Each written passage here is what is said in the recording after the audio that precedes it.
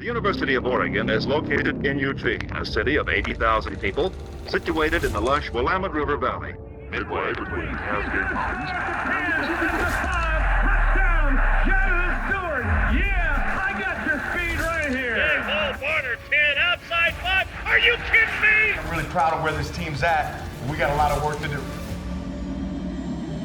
What's the deal, Duck family? I am Kenyan Sadiq alongside my brother Jay Stu, and we want to welcome you to another episode of the Ducks of a Feather podcast. Listen, week 1 is in the books. Ducks start the season off 1-0, get the job done. A heck of a game, a heck of a performance versus Montana State. We're going to jump into that game. We're going to jump into the upcoming game versus Oklahoma State and what to look forward to with that. But first, as always, my guy, how was your weekend? What did we get into? How was sitting back watching football? Because I know you was kicking back with your feet up watching the games. Talk to me a little bit. How were we, bro? Man, I was good, dude. Me and the family actually went to Cary, North Carolina.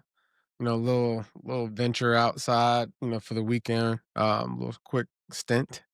So I was actually watching college football on my phone to start off the day as I was traveling back to Charlotte from Cary. Technology is a savior. Yes, it is. To those that love college football. So I was able to stay tuned in and stay tapped in. And I was able to get home just in time to watch Oregon dump all over Montana State.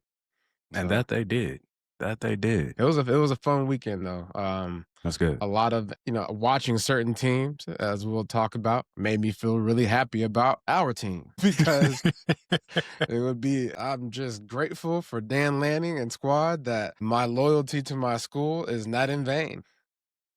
Listen, it's the old saying, right? You got to be thankful for what you have and grateful for what you don't have, okay? You know what I'm saying? Lord. That's what it is, and I completely agree with you. I spent the weekend out at Ohio State this week. I had a beautiful time out there, man. Let me tell you something. We may not like the Ohio State Buckeyes as a football program, but that campus is absolutely beautiful, and it Oh, yeah? is. And it, Yeah. bro, that campus is so big, and you could feel the history when you look at these buildings and the architecture of it. It's like it's rich history. You know what I'm saying? Yeah. The front of the shoe looks, again, I had a video on there where I'm looking up. I'm like, I feel like I'm in front of like the Coliseum or something. It was absolutely beautiful. And the fan base was super cool, super nice. I was running on campus with my Oregon shirt on. I got to represent Okay. wherever I'm at. So they was showing you some love or they was hating? No, they were showing love. Okay. And it was some good banter going back and forth. It's an awfully bright backpack you got to be at Ohio State. I said, well, what better place to wear it? There's not a better place to wear it. You know what I'm saying? Running. How many I got miles a couple. did you run? I got total 7. I ran 3 miles on Friday, then woke up Saturday morning early. I was up at about 4:30. Went and got 4 miles in. I ran over to College Game Day. I got to experience that for the first time. I didn't get How the was full that? I didn't get the full experience, right? Because I had to get Okay. back. We started work at like 7:45 for the Big Ten Network. So I got up, was over there probably about 5:30, but I got to see everybody gathering, everybody getting in line. It was crazy to see how many drunk people was outside at 5:30 in the morning. Yeah, you sent me a video. I saw it late, but yeah. So Kenyon showed me a video of some fireball shot that someone gave him. I So said, it was wait. early in the morning. I It's said, like, I'm it's not taking 5:30. this. This is too early. What are we doing? What are we doing? Me and It was, me and Kenyon but it was have no, we me don't. and Kenyon No, have we don't. No, we don't. have a good history with fireball. No, we don't. Ladies and gentlemen. No, we don't. We do not have a good We history. used to use it to We do brush our not. teeth. Yeah, kill bacteria. Yeah, no, we don't. But the experience, bro, was absolutely. You got me sweating. I'm sweating. I didn't got hot thinking about that. That's what fireball, man. Boy. Ignite the night. Oof, I'm lost. Let me regather. Let me recoup. The experience of College Game Day, right? I got to see the dynamic between the two fan bases, and let me tell you something. It was absolutely heated out there. Ohio State fans were very unkind to them Texas fans out there. A couple in particular, couple of Texas fans was highly inebriated. and was out there, acting a fool, and them Ohio State fans was letting them have it. So it was great, but So, just to be out there and see the excitement and feel it, and then so Ohio the State has their inebriation OH. was just at an all-time high. Oh, listen, it was at an all-time high.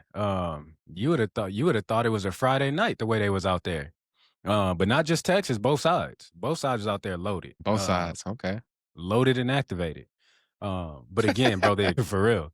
But the experience, man, to see the college game day bus out there, to see the setup happening, and then to see everything that had going on, it was a dope experience. So got out there, got to run, talk to the fans.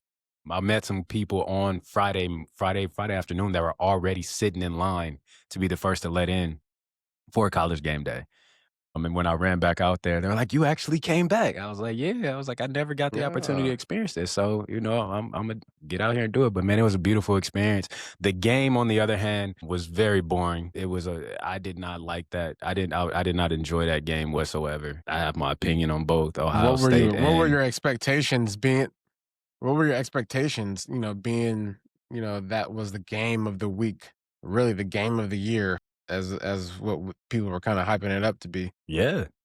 I expected so much more. You know what I'm saying? You have the reigning national champions.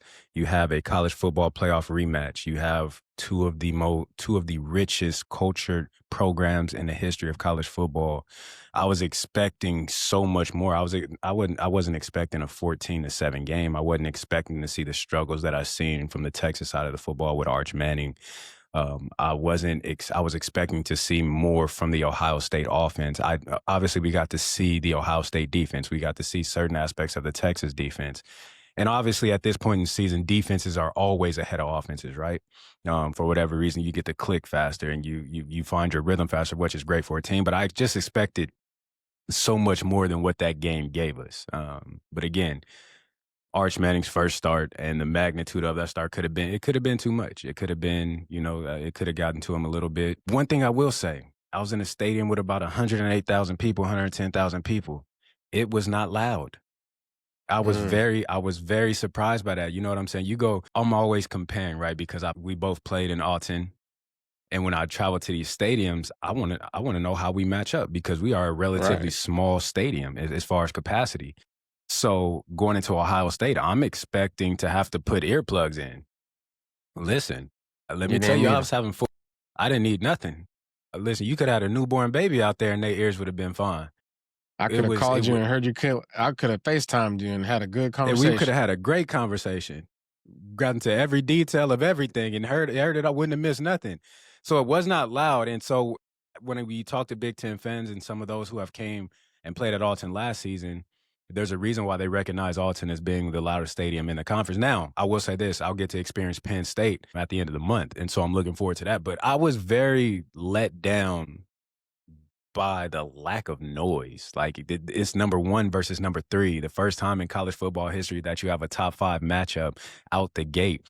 Again, you have a rematch of the college football playoff, and Texas traveled well, but it just wasn't loud. It just didn't do it. But overall, man, the weekend was great. But look, enough about other people, okay? We had a game, okay? We got our first look. We got our first look at what this 2025 Oregon Duck football team is going to look like. We got our first look at Dante Moore. We got our first look at Decorian. We got our first look at the coaching staff and how they're going to use guys. We got our first look at the running back rotation. We got our first look at this defensive line and the secondary that we put on kind of the concern list, right? We got to see what this team is going to look like going forward into the season. And man, I am excited. And again, it's Montana State, and no disrespect to Montana State, but Montana State is not Penn State. Montana State is not Ohio State. Montana State is not, they're not a Big Ten team.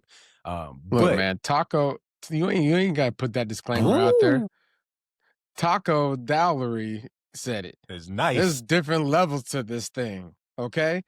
Now, Taco needs to be playing at a Taco need to be playing Power 5. Yeah, he needs to transfer now. Somebody, because he lit us up 12 catches for 100+ yards. But he gave us a nice compliment, though. He said, I ain't never seen no speed like that.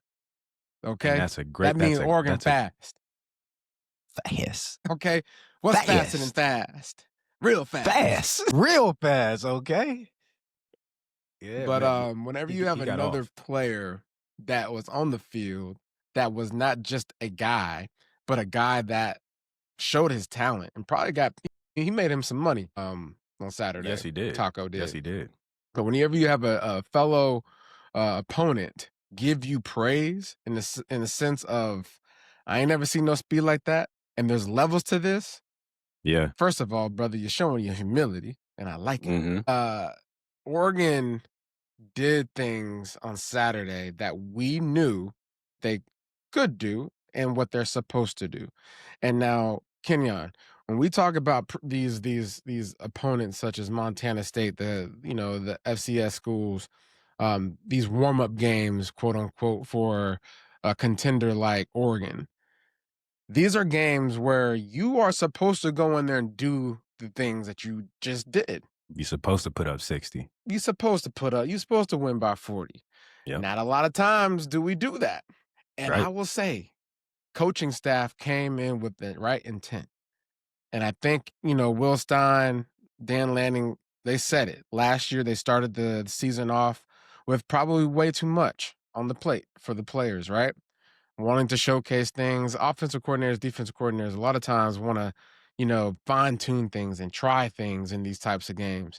But really, I love the approach of, hey, let's try this. Let's simplify things and go in there and whoop somebody's tail, because confidence can go a long way. A long way. And that was one of my concerns. And I was talking to Urban Meyer, and I was talking to Mark Ingram on the sideline at the Ohio State game, and they were asking me about Oregon. I said, I just hope that we don't come out and put a whole lot on Dante's plate. I hope we give him the opportunity in the space to get comfortable, to get confident, not only in practice, but to get confident in game settings. And to see that, I'm going to tell you one thing that I was ecstatic about, right? Last season, we talked about on here, we weren't running the ball enough, right? And on that first opening drive, 69 of 74 yards were on the ground. On the ground. Came out on the ground. And that wasn't something that we seen a lot of last season. So I was just super excited about that. But before we go into details of this game and everything, we'll just kind of recap the stats of the guys. Dante Moore was 18 for 23 with 231 yards, 3 touchdowns. Noah Whittington, 10 carries. Let's talk about Listen. Let's stop. Let's stop right there. I don't want to go over stats no more. I want to talk about the play. We won't do it as a running back group, okay? We did our thing. As a running back group, 39 carries, 253 yards with an average of 6.5 and 5 touchdowns. Again, we could really go into these players because I'm getting excited as I'm going down this stat list, right? Receiving wise, Malik Benson, Jay Harris, Kyler Casper, with all these different guys stepped in and performed well.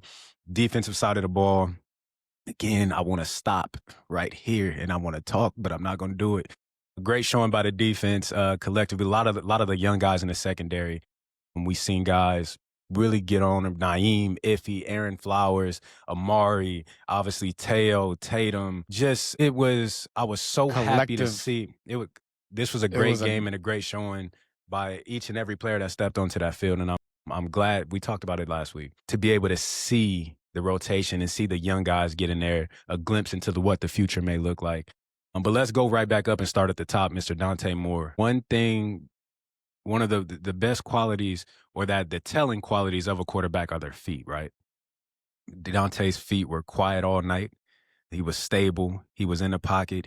Even when the pocket closed in, there was never an ounce of panic in him. So that's two things. One, that's the development that's taking place within him from UCLA to this point at Oregon. And then that is the blind faith in the offensive line that's in front of him protecting him. So shout out to those guys first and foremost. But Dante absolutely performed, absolutely put on a show. Ball play, even on his misses, you want to look at ball location, right? Where's the ball? Is it in a spot where only the offensive player can get to it, or is it dangerous in a spot where a defender can pick it? Even his misses were great misses. So shout out to Dante. We don't want those misses to be 50-50 at all. No, we want the misses to be mine or not. If my guy can't get it, can't nobody get it. Yeah. But Dante, I think set the tone and kind of, for everybody who had questions of who he would be and what he would be after sitting for 2 years, after his showing at UCLA, I think he put, okay, wake up world, I'm here. And again, in Montana State, but the boy still did his thing, okay? He did his thing. Yeah. Dude, whenever you are able to get 10 different players logged in for catches, That's pretty impressive. Spreading Okay. that wealth. You spreading the ball around, which makes the defense think to themselves, who am I supposed to cover, coach? You know what I'm Who are saying? we keying in on? Right. And so that was huge, just for the receiving group to showcase the fact that hey, it doesn't matter who lines up, we're going to be available and we're going to be open. So, but again, you tapped on it, man. The calm, poise that he had, the precision. I mean, my dog was out there like it was an orchestra. You know what I'm saying? An orchestra, a lot of people, a lot of different instruments. Yeah. And to be able to conduct it the way he did, again, 10 different receivers caught the ball. Love that metaphor you just used. Like, because that's exactly crazy. that's exactly what a quarterback is. A quarterback is a conductor of the offense. Yeah, beautiful thing. My boy was calm, cool, collected, and executed at a high level, at an extremely high level, as expected. As expected. Moving on down, we gonna save the running backs for later on. We gonna jump into this receiving group. One guy that I brought up, a guy that I said that I was looking forward to seeing, a guy that needed to be more consistent, Malik Benson, the transfer from Florida State, had an absolute game. And I was so happy to see him catch the ball with so much confidence, because that's been one of the knocks on him, is that he's inconsistent with his hands. So to see him go out there and make inconsistency. No inconsistency on Saturday. Listen, that inconsistency turned to certainty, because my dog was catching everything thrown his way. So shout out to Malik. This is the great thing about football, being able to see growth, being able to see progress. A lot of people confuse motion with progress. You can have motion standing still and make no progress at all. Progress is moving forward in the right direction. And so to see these guys that stepped up and made these plays, to see seeing Decorian in the blocking game downfield on Gary Bryant's touchdown. That was my favorite play. By far. And that was my favorite play. And it was the energy and the excitement that he got up with after he implanted Gary Bryant went to go celebrate the block. I couldn't even celebrate my touchdown, boy. What did you just do to this man? What did it was a earth-shattering, but it literally drove him into the ground. You could see the impact in his body. It was like one of them action movie scenes where you just It was like Avengers, like when they all like doing something, they all fighting at the same time, and you just see guys everybody's active. No one's standing around. No one's running like blind. Everyone was running on that play with purpose, which was if you are not wearing green and yellow, you about to get bodied. And that's exactly what Decor. And that wasn't his own. He was blocking all day. All day long. And that is that's what will separate this team from other teams that we're playing against. Is in the run game, in the pass game, and especially we'll stay on Decorian for a second. A guy that is pegged to be a guy that came in with all the hype in the world, a guy that had all the success in the world. A lot of times these guys are selfish. A lot of times if it's not my play, then I'm good. I'll give a fake block. I'll act like I'm trying to get there, but I'm trying to get back so I can get the ball. But to have a guy like Decorian put forth that much effort, who is the most talented guy in that room, now the standard is set. There's a standard. Everybody got a block. If my number one guy is doing this is the expectation for everybody. And I remember playing for Chip. If you weren't going to block in the run game, if you weren't going to block for your fellow teammate, you weren't going to play. Right. And so again, when you have a guy like Decorian, when this is the mentality of the receiving group, not only in the run game where you're expected to block, but in the pass game to where I'm going to make sure I'm excited. I'm excited. And that's got to come from Ross Douglas. What he's doing in Ross. Whatever he's doing in that receiving room, he's got these young guys buying in. And that's one of the hardest things to do as a coach, is to get these young guys tapped into doing things that are the selfless part of football. But in reality, that's the biggest part of football. You block, you tackle, you catch, you pass, you run. Yeah. Like, those are the fundamentals of football. And if you can't do one or the other, you might miss out on opportunities. Absolutely. And Decorian can do all of it. He can do it all. We ain't seen him pass the ball yet, but I'm pretty sure he might be able to. Again, going back to a couple episodes, boy, you're leading this horse to water, and I'm a drink. When you talk about going to Will Stein, I was very happy to see a glimpse into how DeCorian will be used. The end arounds, that the orbit jet sweep. sweeps. To see, okay, everything that this guy did in high school that made him DeCorian Moore, we're going to do the same exact things with him here. We're going to put him in every spot, every position on the field, but it was not just with him. The way that they used this entire roster, the offensive side of the ball, from the running backs to the receivers, I was extremely happy with what we put on film on Saturday. You can almost see Will Stein taking true form to what he wants to do as far as being an offense coordinator. And as you know, every year you have to transition. You can't just go from black to white. You have to figure out that gray space. And I think last year was a little bit of the gray space as far as the blend of the roster and what his philosophy is. We saw a lot of 13, a lot of 21 personnel, 22 personnel, and I love it. We seen it all. Shout out to Coach Stein. I love it. Do you want to get to these running backs? I mean, Malik Benson. Let's get to the defense. Malik Benson, 5 catches, 51 yards, a touchdown. Gary Bryant Jr., 4 catches, 31 yards, a touchdown. Kenyan Sadiq. We would be remiss if we just glanced over. We forgot about him. No, we didn't forget about him. We just haven't got to him yet. We just haven't got to him. Listen, let's bypass the play for a second, right? The announcers, Jake Budden, those guys were talking about his intangibles, right? The man benches 430-something pounds. The man has a 41-inch vertical. And the man runs at 23 miles per hour. Stu, I said, what in the actual hell are you? That sounds like a myth. That sounds like a mythical creature. That is a created player. That is a created player. Like, what do you mean? That boy went on NCAA and put all his statistics, all the strength, agility, speed, maxed them out. He do look like a creative player, too. He does. You know, but yeah, that play, that touchdown, that little dump off, I knew immediately it was a touchdown. That DB had no chance. It blew my mind, bro. Literally, he wasn't looking at you. Right. He just turned. You know what that reminded me of? Kenyan Sadiq is an 18-wheeler, and he's going cross country. You know what happens to those little bugs on the street? Splat on that windshield. Splat guts everywhere, okay? I was talking about the big ones, too. Splat. Yeah, green and yellow just all on your windshield.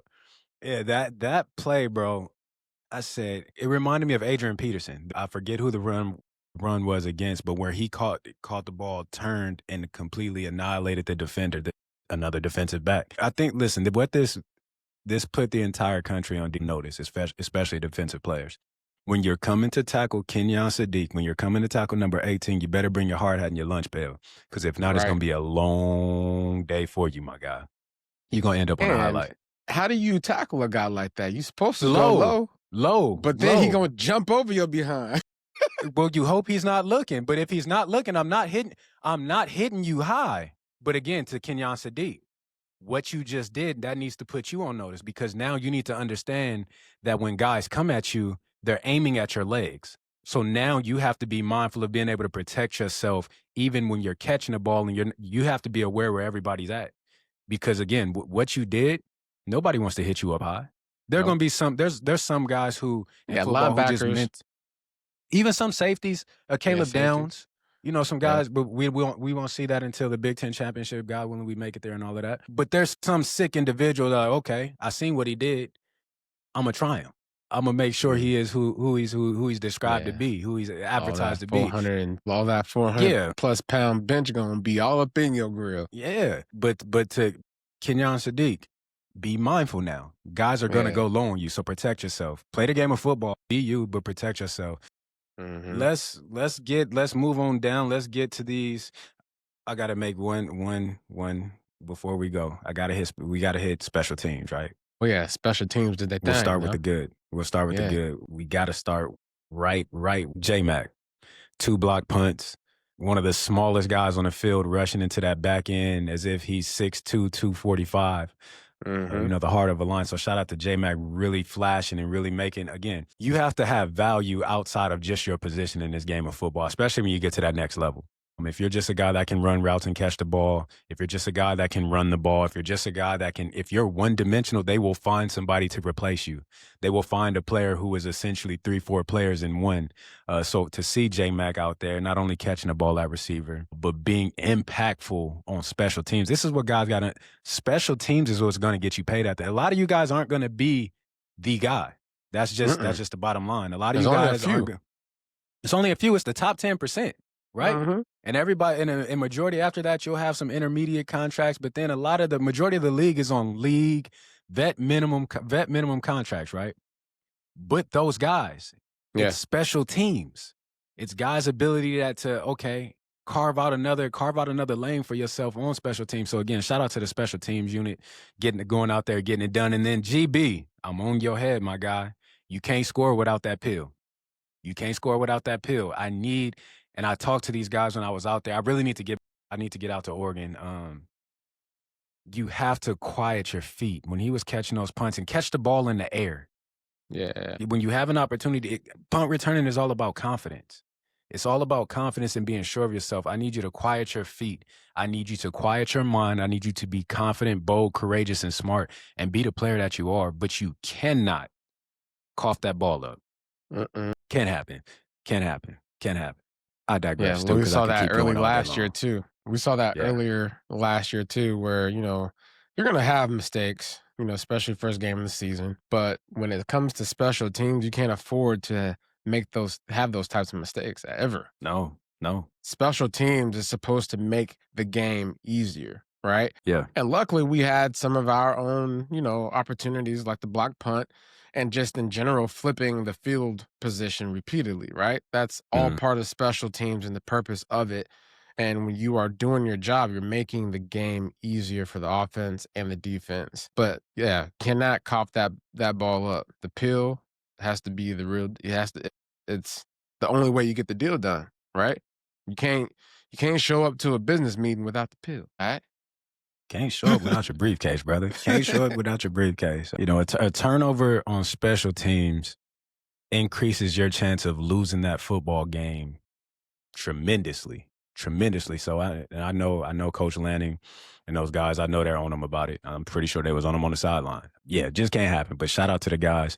But moving on right down, Stu. You want to go defense? You want to go defense? Yeah, let's go defense. Listen. Let's talk Mateo. Listen, first. Young Concrete. I seen some things from Teo that I didn't see last. I seen some improvements in areas. Teo's get off has gotten faster. Oh, yeah. And that's going to make him a much dangerous rusher. I seen that boy get off on the ball a couple of plays. I'm like, ooh, I didn't see that out of you last year, Teo. I didn't see. But that's what makes great players great, right? Yeah. They take their craft and they go in the off season, they go throughout the week, and they think to themselves, how can I get better? And you guys heard it here first on Ducks of a Feather, what type of person he is. He gonna do that. Yeah. He gonna work. He gonna put in that work. Gonna put it in. 2 sacks on the game, leading sack getter for the squad. Again, starting off this year, getting to it, picking up right where he left off last season. He was the leading sack getter in the Big Ten last year. And picking up, running with a full head of steam. Shout out to Teo doing his thing. Yeah, how many sacks do you think Teo gonna end up with? The record for sacks that was brought to my attention, 13 sacks, held by Nick Reed. Shout out to Nick Reed. Shout out to Nick Reed, a dog. We had some dogs that came through here that couldn't touch that. Absolute dog. Really. But I think, and again, going back to Nick Reed, our D line as a whole wasn't as talented, right? So Nick Reed, those 13 sacks, Nick Reed really had to go and get them 13 sacks. Yeah. But with that being said, when you have a guy like Tatum, when you have a guy like Amari Washington, who we will absolutely get into, when you have a guy like Bear, when you have these guys, it makes your job a heck of a lot easier because I can't just primarily focus on you. And back when Nick Reed was playing, you could send to him if a guy was free. You could send to him and didn't have to really, not necessarily not worry about everybody else, but you would much rather send to Nick Reed than to somebody else. But you can't do that with this defensive line. because we have so much talent and we have so many guys that can get to the quarterback, it's going to be hard. But I think Teo can absolutely get 13. There's not a bone in my body that don't believe that he can't get 13 this season. With the improvement, again, that I've seen in week 1 and his get off, his use of hands, him becoming more physical and aggressive with his hands, I absolutely think he could get 13. Ain't no doubt about it. 13 and a half sacks. He's already on his way. We got to do a tally every week. So I feel like he's going to get at least one a week at this point. If not more, Yeah. especially in this early part of the season with these Yeah. teams that were, he could, this is where you really, you make up ground. This is where, because it's going to get harder once you get into Big Ten play, right? Because the talent of guys that you're going to go against is going to be much better than what it is now. So against Oklahoma State, against Northwestern, against Oregon State, this is where, okay, by game 5, we're looking at, okay, we're maybe 5 or 6 sacks in. Yeah. And we only need, a couple more, if not more. So again, shout out to the freshman, Nazir Wyatt. I told you, boy. I told you. You did. Shout out to Told him you. on getting his sack on his debut. An But the way athletic sack at that. An athletic sack at that. I was about to say, the way it happened, first of all, it was like, that wasn't even supposed to happen. That boy said, I'm getting give cut. every inch of my body to this sack, and I'm going to get it. And so just the effort, these guys are being coached so well, because when you have a guy that sack just alone, the average guy is going to give up, right? Yeah. The average guy's going to be like, okay, I'm blocked. Let me just make sure I maintain or find the leverage and contain or whatever. Nah, he went and got that. He went and got it. He went and got it. You want to talk? You talk about want to in sports. That boy, he didn't have a want to. He said, I got a need to. I need that. I need it. I need it. I got to have it. I got to have it. Okay? Yeah. And ain't no if, ands, or buts. Huh? And Omari Washington had that same mindset. Listen, I don't even want to talk. I want to talk about the amount of pressures. I want to talk about the amount of times that he may not have made the play, but he broke the play. He was disruptive. Listen. I was already high on bro.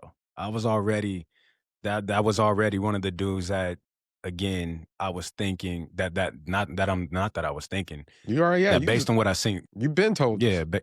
Yeah, based on what I've seen from him in spring ball and that sample size that I got, okay, this dude is going to be special.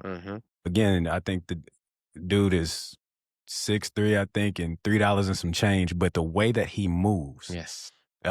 Yes, Lord. The way that he moves. Lateral movement is crazy, dog. And it's again, playing that defensive, you got to know, it's tricks to the trade. You got to know how to use your body. You got to know how to use your hands. You got to know how to get off blocks. You got to know how to swim. And he has it all, and he was putting it all on. He is an absolute nightmare. And that coin right here, right now, Amari the Nightmare Washington. Oof. That is his name. The Nightmare Washington? Did you just give him that name, or is that his name? That's what I just gave him. I don't know if that's his name. Nightmare Washington. That's what I gave, bro, because that is exactly what he's going to be for offensive lines. Again, dude is an absolute. He's one of them rare dudes at that position group. Every guy at different position, you have a rarity, right? Some guys that come around you like, how is he able to do that? Talent level, it's just a God-given gift, and not to say that he doesn't work hard for it, but he has natural abilities that he just should not have. Yeah. But God. But sometimes, the natural abilities is just what it is. He's from Detroit, so his game already gritty and blue collar anyway. So yeah. I mean, he know what it takes, and I look at it, his development, right? He slowly but surely has gotten to where he is. Last year playing a little bit more, and then being able to have Teo, I think when you have other players around you that are chasing greatness, think about that. Kenyon, you shared a room with greats. You share the field with greats, and you have one choice or two choices, really. Always have two choices. You have a choice of either, just ducking off and being good enough while that person over there beside you is being great, or you chase greatness. There's only two choices, man. And what we see with Amari is seeing guys like Teo, seeing all the guys last year, Derek Harmon, all like going to the league. Like this should ignite something in you, right? And that's what we're seeing for guys, these younger guys. I mean, Nazir Wyatt, like the way he disrupted that play for that sack, that's scary. It's like, well, he was blocked. Yeah. So I was blocked until he wasn't. But you just said it. And I'll go back to last season with the guys that Amari had to sit behind, the Derek Harmons, the Caldwells, having Jordan Birch out there, having all these different guys with the amount of talent to being able to be a sponge and observe and pick up on things, and then to be able to get your opportunity this year and go out and again develop and become who he is. I'm so excited for this dude. I'll say this. He'll be a huge part of the reason why Teo does get 13. Yeah. Because take that pressure off. If he's doing that as an interior D lineman, the quickest way to the quarterback is a straight line, and he's right there. Yeah. So now I'm going to have to send more. If he continues to be the force that he is, that I believe that he is, now I have to send more. I have to send more attention that way, because I can't let the interior of my offensive line. I can't allow that to break down, because then I don't stand a chance. Yeah. I can die slower on the edges, but I can't. I'm dying quick right here in this middle of my offensive line. So again, shout out to Mark, bro. Yeah, keep 5 going. tackles, Keep going. 3 solo tackles. Didn't even play going. the whole game. Yeah. Keep going. Numbers, okay? That's what we putting up numbers out here, okay? We putting up absolute numbers. But then we got to get to the secondary. Again, I kind of mentioned them earlier. Aaron Flowers, Naeem, Iffy. Seeing these young guys step in and play and make plays, we're in good hands, okay? We're in good hands. And again, I'm going to continue to say this. It's Montana State. The sample size will get a lot larger. The talent pool will get better. But to see these guys come out, some of them in their very first games, and go out and perform and be able to execute at the level in which they executed. One thing, I don't care who it is. I'll go back to Coach Rivera. Your inner 8. Your attitude, your effort, and your preparation, right? One thing that we've seen on this field from this young defensive secondary was attitude, and another thing that we've seen was effort.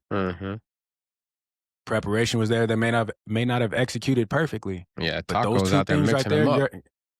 you know what I'm. Hey, it's gonna happen. But those two things right there, your attitude and your effort, that's what we seen. We seen guys flashing across the screen, running full speed, making plays. We seen, again, going back to how I look at defenses, right? I always say I don't judge a defense by their front line, by the D line, by their backers.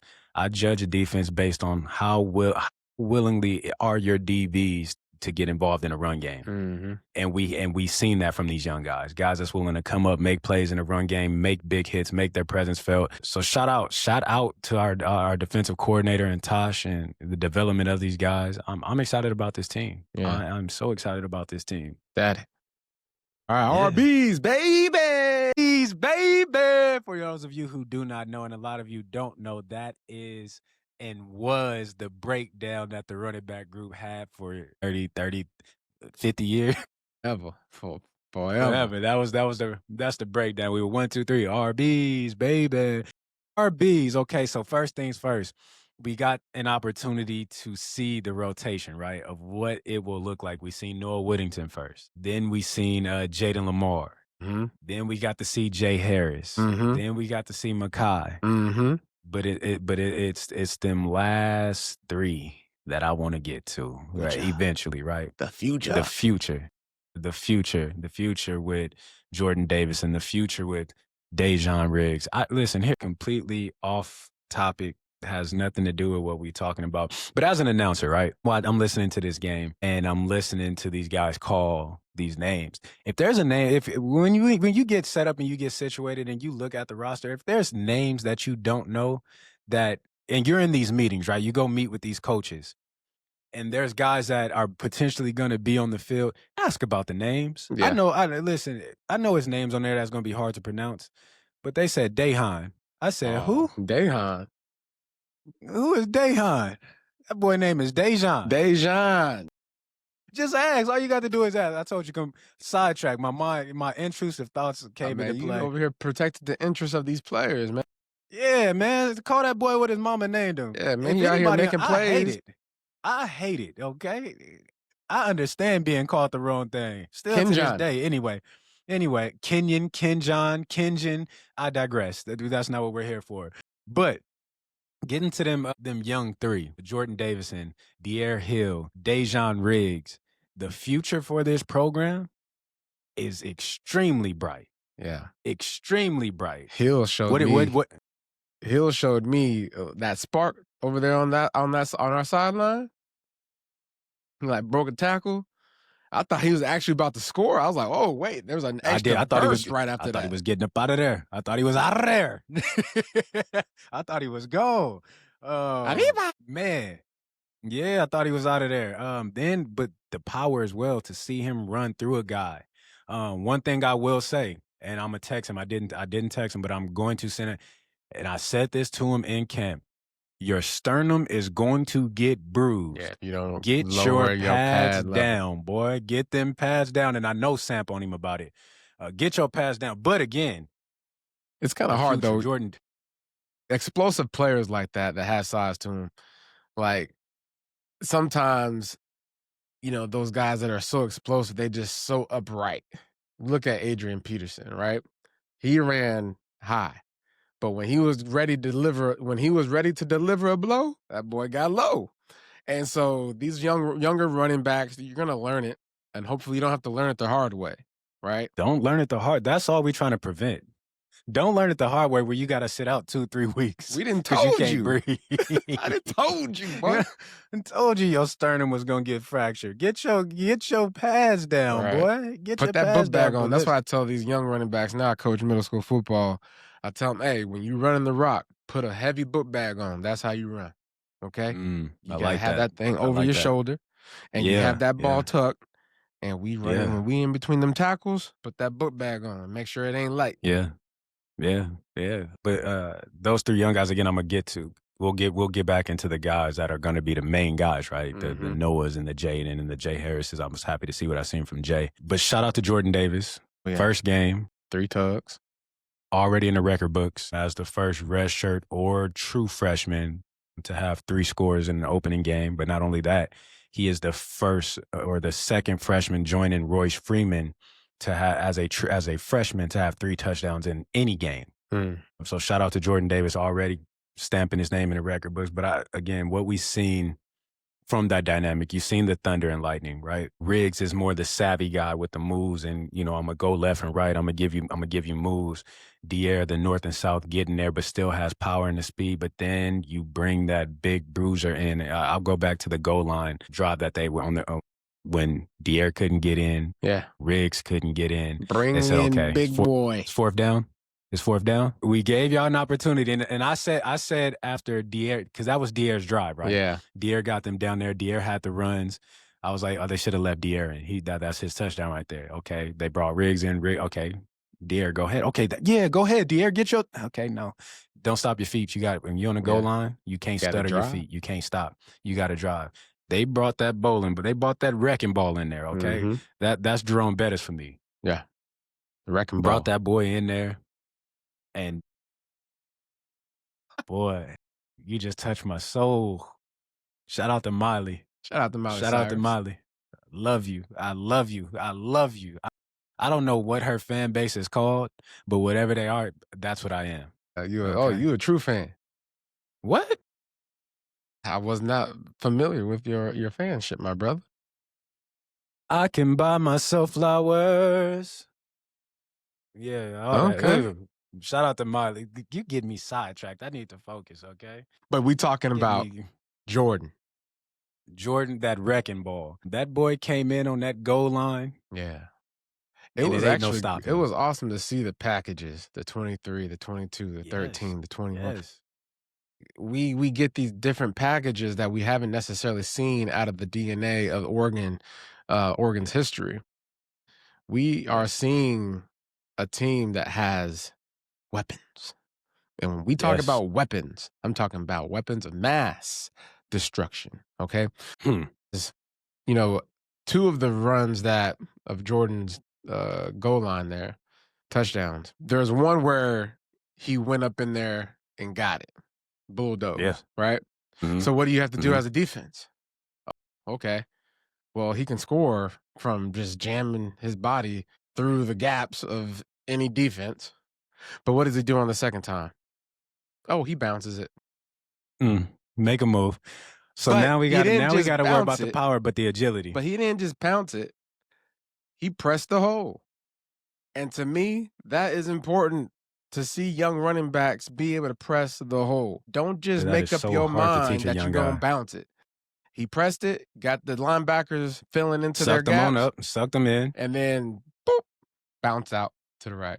bounced out. Love to see it. The agility. Again, the future's bright. And again, to see young Dier, to see Jordan, I already knew what Jordan was, but to see the development of Dier from being back there in spring ball, towards the end of spring ball when I was there, he was having some days. And again, from what I was hearing throughout fall camp, he had been one of the, if not the most productive back in camp. So to see that, the dude is such a good kid, bro. Mm-hmm. When I tell you Dier, and we talk football, but one thing I kept telling him, I told him almost every day, do not change who you are.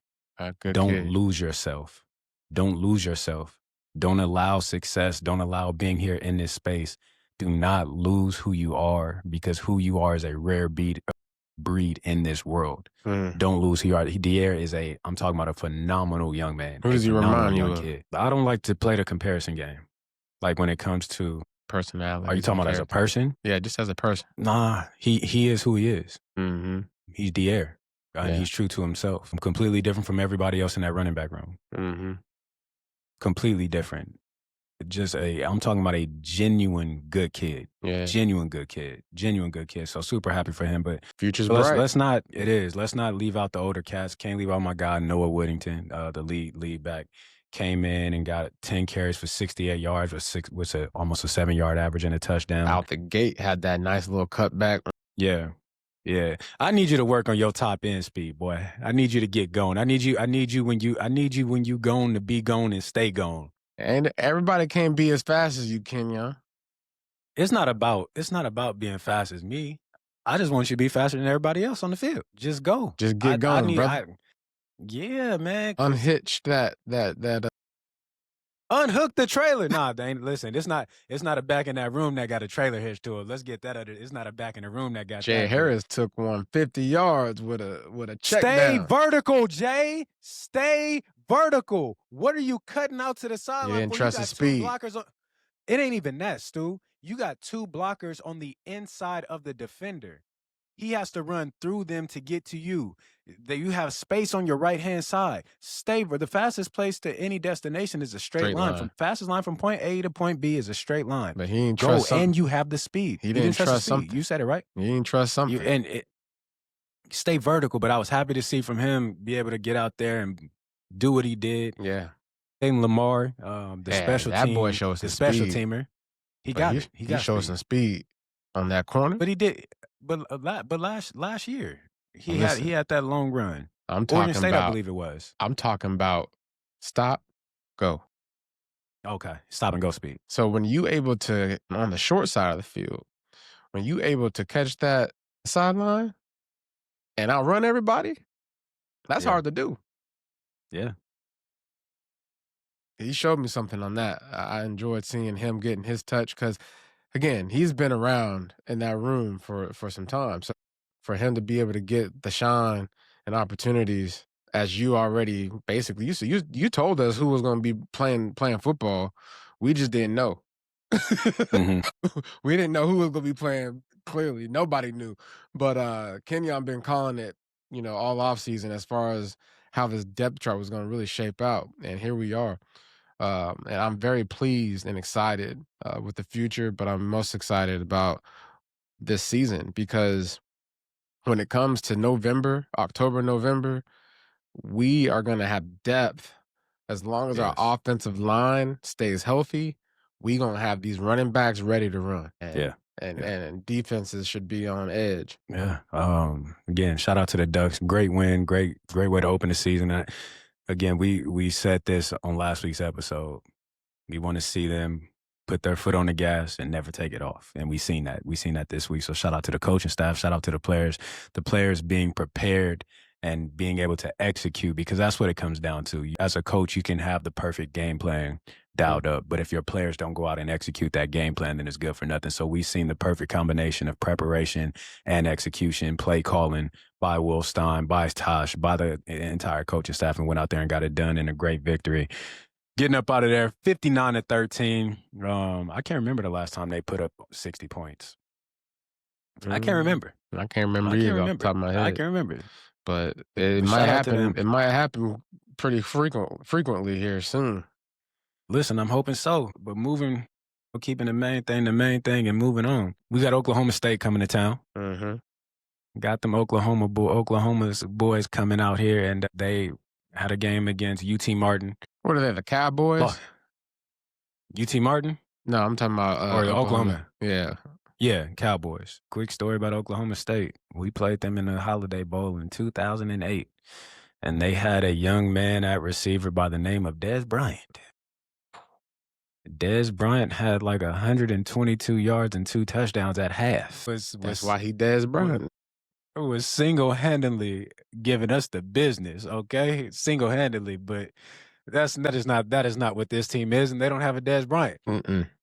Far from it. You know, Far from it.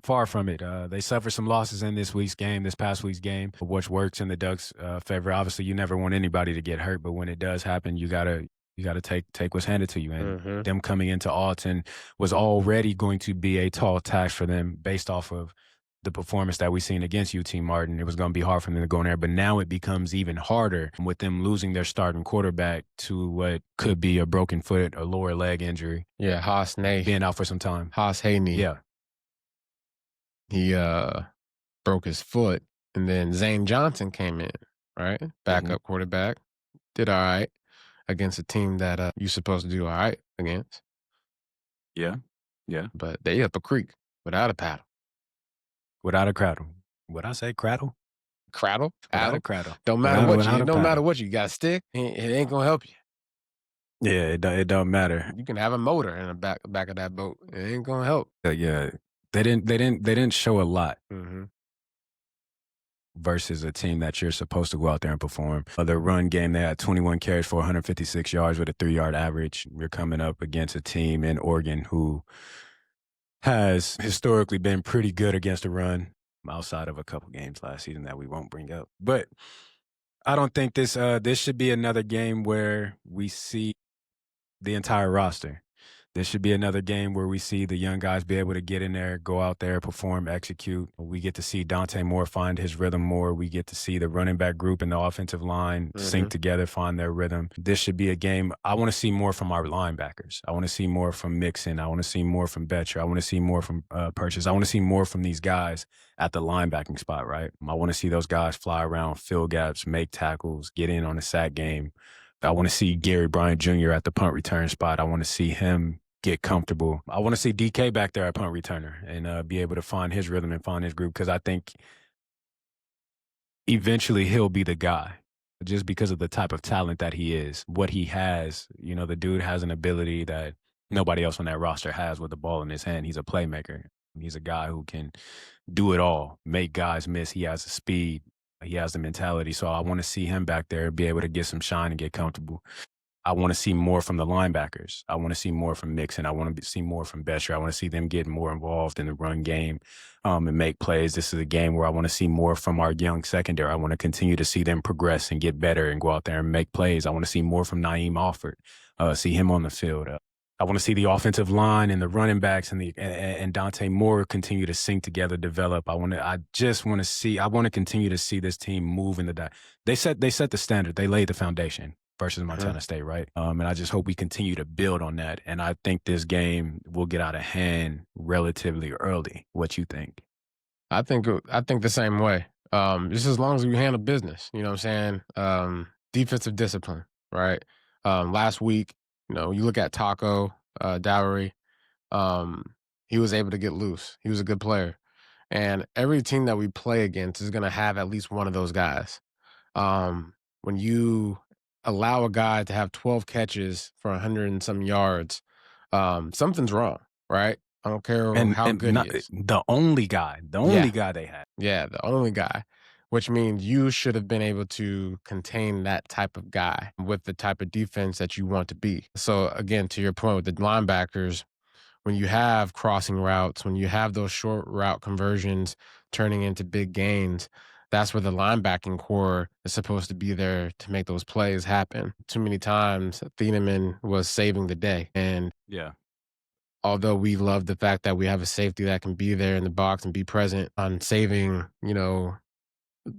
chunk plays from being, huge plays. Our linebackers have to be at the right, depth. They have to be in the right spacing in their defense, in which Tosh is calling his plays, so that way we're not getting gashed.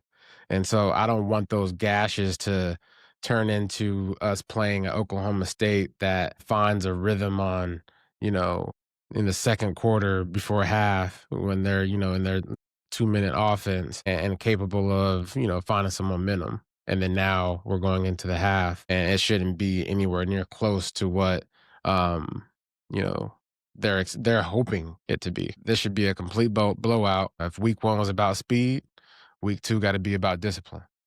Period. I like that. A couple guys that we got a key on in. Wendell Gregory had 3 sacks versus UT Martin. So a guy maybe we'll have to keep an eye on. Brian McCoy had 14 tackles in total. So they got some guys over there that we'll have to keep an eye on. But again, like you said, I'm right with you. This should be a blowout. So with that being said, Oregon is a 28.5-point favorite. Are you taking the over or are you taking the under? Over. Somewhere over the rainbow, Ducks dominate again. Yeah. I think this could very well be another game that we put up 40 to 50 points. And again, Could this be our 60-point game? I mean, it could be. It would say something. Better competition. We can go out and put 60 points up against a team that's better than what we faced last week.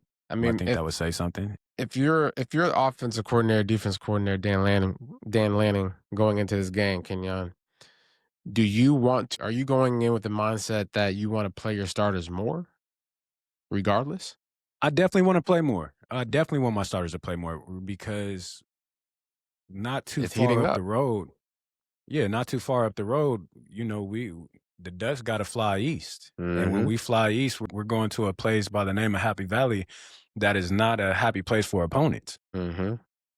So I have to prepare my starters to play harder for longer. I have to prepare them to be able to go into a game and play for a game. So yes, I do want to play my guys more, but I'm hoping that I don't have to play them more, right? Yeah. I'm hoping I'm not in a situation to where I'm forced to play my starters longer than what I intended to.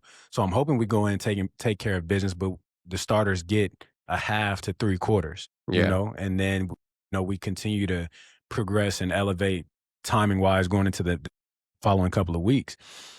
So absolutely, I want to see the starters play more. I want to see them get more in a rhythm with each other, because that's the only way you peak at the right time, right? It's by being on the field together, consistently playing, going out there, developing rhythm, knowing Dante, knowing where his guys are going to be. Because it's one thing in practice, where everything is scout team now.